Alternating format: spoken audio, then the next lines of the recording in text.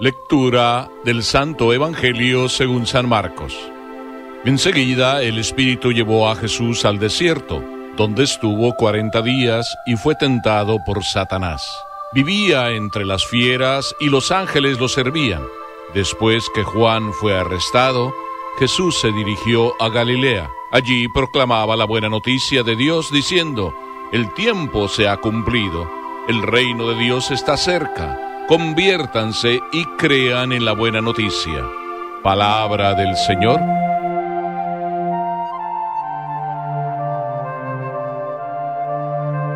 Podríamos decir, esta es tu historia, esta es la mía, esta es la de cada una de las personas que por este mundo vamos luchando día con día. Jesús entonces nos da una lección hermosa desde dos puntos de vista. Una lección hermosa en cuanto que Él pasa por las tentaciones para darnos ejemplo. Y la otra, vence las tentaciones en lugar nuestro para decirnos cómo es que se vencen. Dos lecciones maravillosas que nos dan a cada uno de nosotros un camino a seguir a lo largo de toda esta cuaresma, pero un camino a seguir a lo largo de toda nuestra cuaresma, que es la vida, hasta que nos encontremos con el abrazo definitivo del Padre. Qué hermoso que Jesús vino a este mundo, qué hermoso que se compadeció de nosotros, pudiéndonos salvar de mil maneras, porque hay muchas maneras para podernos salvar. Eligió una: estar con nosotros, caminar con nosotros. Eso significa compasivo. Dios es compasivo, está al lado del que padece, está al lado del que sufre, y misericordioso.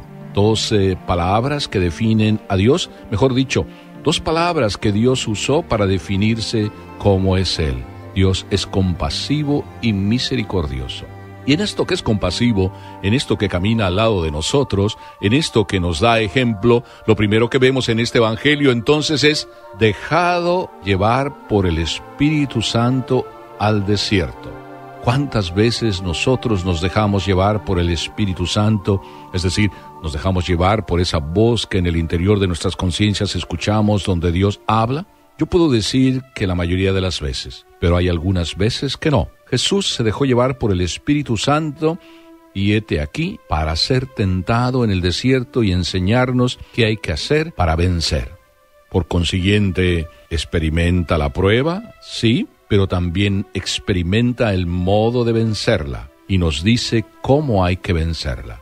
El demonio le pone 3 tentaciones y dice siempre empezando: si eres hijo de Dios, como diciendo: ea, manifiéstate lo que eres, ea, aprovecha la circunstancia para manifestarte como eres, como cuando nosotros también escuchamos: ea, manifiéstate quién eres. Y claro que muchas veces nos manifestamos quiénes somos, dejados llevar de la pasión muchas veces, pero Jesús no se dejó llevar de esa tentación sutil, demoníaca: si eres hijo de Dios.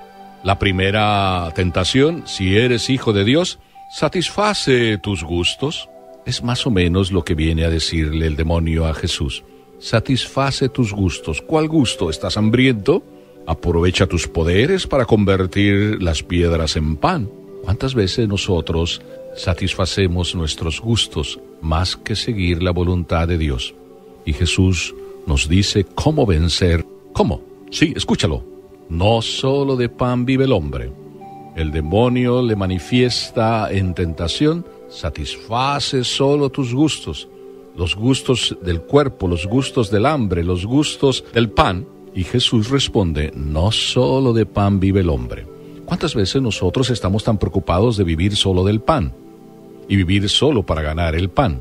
Y el tiempo que te quede libre, si te es posible, como dice la canción, ¿se lo puedes dedicar a Dios? Claro que se lo puedes dedicar a Dios. Tú y yo le podemos dedicar a Dios no solo el tiempo libre, sino algún tiempo que nosotros apartamos a lo largo de cada día en esta cuaresma para no solo llenarnos de pan, alimentarnos de la palabra de Dios. La segunda tentación, entonces el demonio también le dice: si eres hijo de Dios, satisface tu vanidad.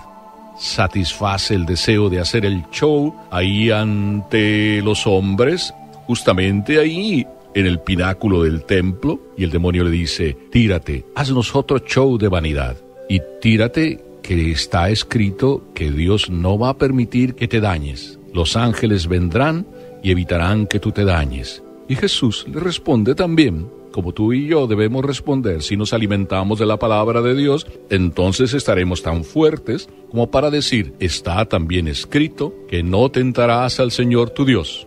A nosotros no nos debe tentar el demonio, pero lo hace porque quiere apartarnos de Dios. Entonces tú y yo meditemos la palabra de Dios, como cuando tú tienes alguna inquietud, alguna pregunta, alguna duda, y abres el Evangelio o la Sagrada Escritura en cualquier parte para alimentarte, y ahí donde la abres, encuentras la respuesta. Busca las respuestas a tus problemas en la palabra de Dios. No satisfagas tu deseo de vanidad.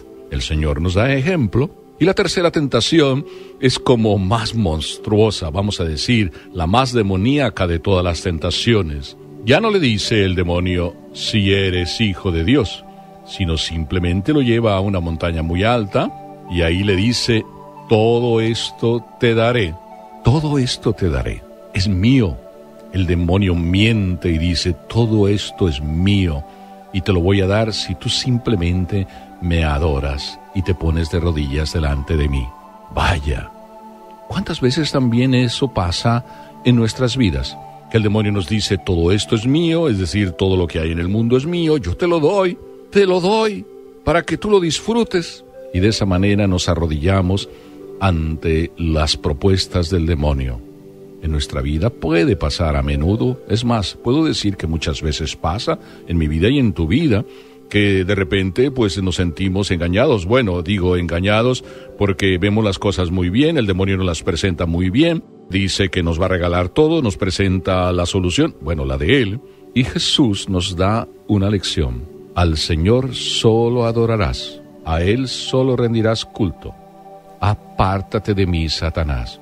En nuestra vida, si vamos escuchando la voz del Espíritu Santo en nuestro corazón, podemos también decirle al demonio: ea, apártate, porque yo tengo a alguien a quien servir, quien de verdad me deja en paz, quien de verdad me transmite la armonía. Tú, a un lado. Y así, con sencillez, pero con mucho respeto, con decisión, pero con mucho respeto, porque nos hemos nutrido en la oración. Por eso creo que la lección más importante que nos da Jesús es la de afianzarnos en la oración. Jesús, es verdad, ayuna, pero ayuna para estar unido a su Padre. Nosotros, si ayunamos, no es simplemente por ayunar, sino para darle prioridad a las cosas de Dios, pensar y vivir más afianzados en las cosas de Dios. Por eso quiero decirte, vamos a darle gloria a Dios. Sí, en este periodo cuaresmal, aprovechando que Jesús nos da el ejemplo, vamos a darle gloria a Dios, dedicando un tiempito, no solo el tiempo que te quede libre, si te es posible, dedícalo a Dios, no, el tiempo que tú organizas cada día para dedicarle a Dios un rato.